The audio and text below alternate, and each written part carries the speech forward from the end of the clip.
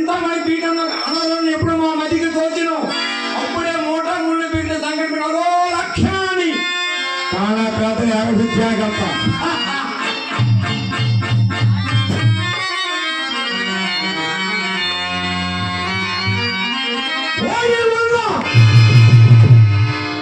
నీవు కూడా నా ఆజ్ఞ మేరకు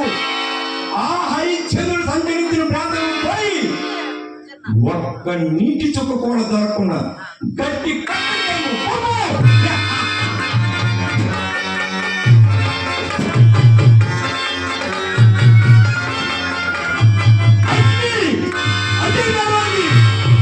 నీవు కూడా నా ఆజ్ఞ మేరకు ఆ హరిశ్చంద్రుడు సంచరించిన ప్రాంతంలో పోయి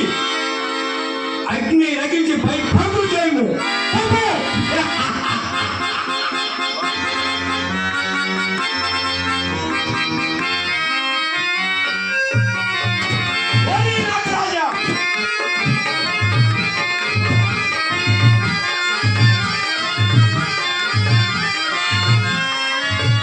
నీవు కూడా నా ఆజ్ఞ మేరకు ఆ హరిశ్చంద్రుని వంశాకులకు లోయితావని సమయం చూసి పాటి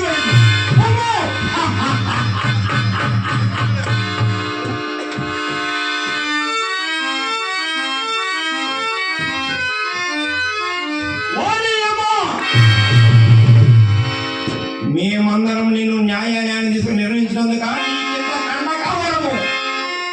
నీవు కూడా నా ఆజ్ఞ మేరకు కాశీకాపురంలో పొలకాడిగా